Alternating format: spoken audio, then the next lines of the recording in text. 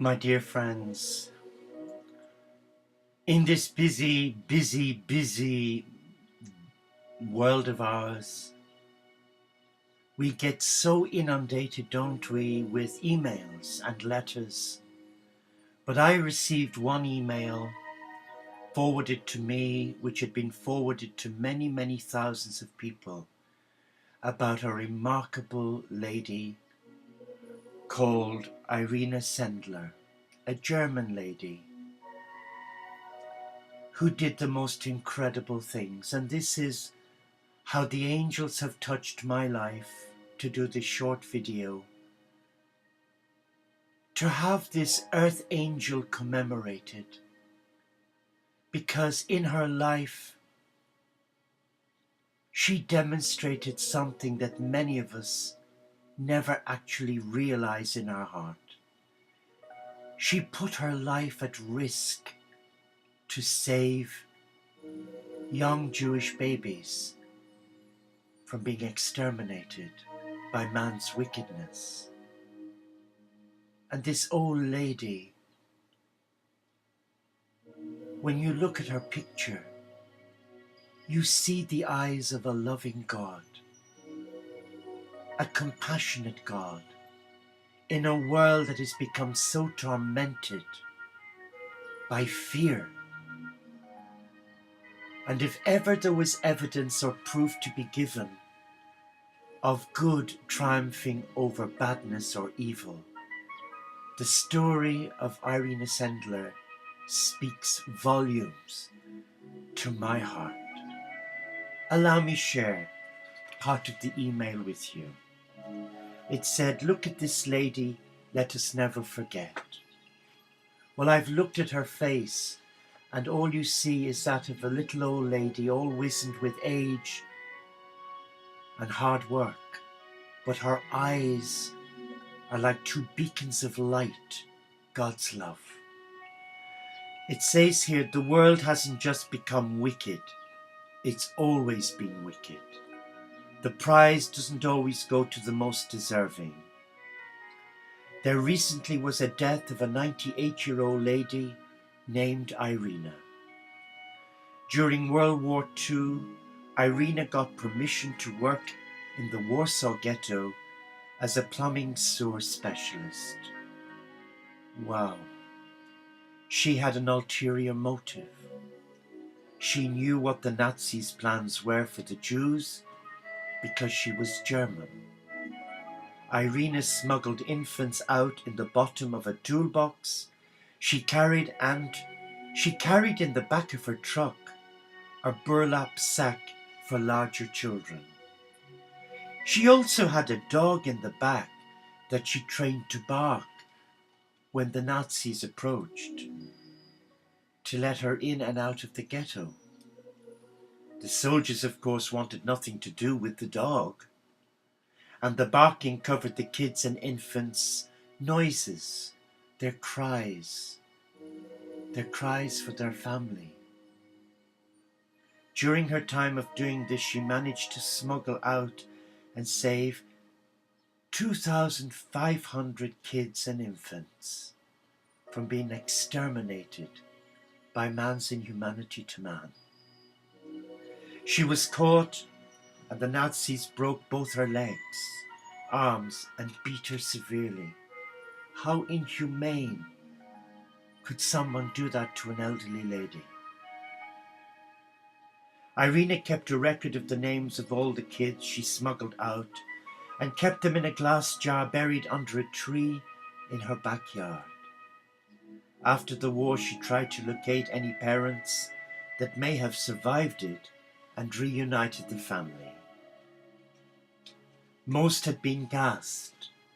Those children she helped got placed into foster families or adopted. Last year, Irena was up for the Nobel Peace Prize, and guess what? She was not selected. President Obama won 1 year before becoming president for his work as a community organizer for Acorn, and Al Gore won also for a slideshow on global warming. In memorandum 63 years later, let us do our small part by telling others about Irene Sendler. It is now more than 60 years after the Second World War in Europe ended.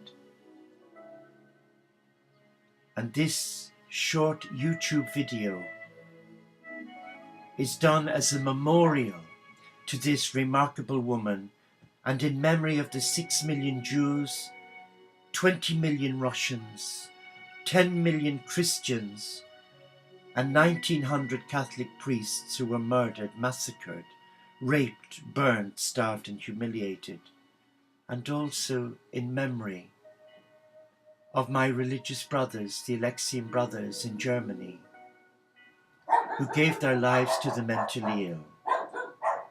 It is imperative to make sure that the world never forgets, because there are others who would like to do it again. And the dogs agree with me. And thank you for watching, and do spread the word about Irene Sendler, a true woman of God, a true ambassador of peace. And if ever there was a manifestation of the beating heart of God in action, it was in this remarkable woman. Please spread the word. Bless you. And may God crown Irene Sendler with the crown fitting for a queen, an ambassador of his people. May she rest in peace. And now that she's in paradise with her Lord, with her God, she can stand with the angels, the archangels, and all the holy men and women of all faiths and none, and say, I did what you asked of me. Yes, she had a choice. She could have said no, like many have said no, where many in the world were unaware of what was going on. But the atrocities of World War II are happening today. In Africa, in Zimbabwe, with Mugabe, a big Catholic, and yet the church is doing nothing. The homeless, 70,000 in San Francisco, in California, nothing. The plight of the Palestinians and the Berlin Wall that's been erected to separate them in the Holy Land of Israel, nothing. In Syria, look what happened in Libya, and look what's happening around our beautiful world. God's free gift to brothers and sisters of all faiths and none. But we are not alone, are we? Because even within religion, in Buddhism, in Christianity, in Judaism, there is disquiet.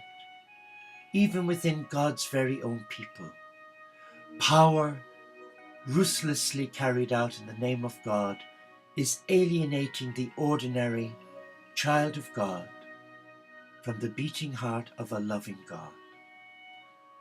And I guess that's why my life has been turned around inside out by the love of Jesus, the barefoot Galilean, little Francis of Assisi, Claire, Colette, little Tess of Lisieux. Ordinary men and women like Corrie ten Boom, Martin Luther King, Gandhi. We are so blessed, and yet, like Mother Teresa of Calcutta, we don't recognize their greatness until long after their deaths. Let us not forget this woman, Irene Sendler. And I pray that you will join me, not only in prayer, but in positive action to have her nominated for the Nobel Peace Prize for doing something more than global warming or supporting an Acorn Trust. This woman gave her life and endured hardship so that little children could enjoy their life as a child of God. Bless you and thank you.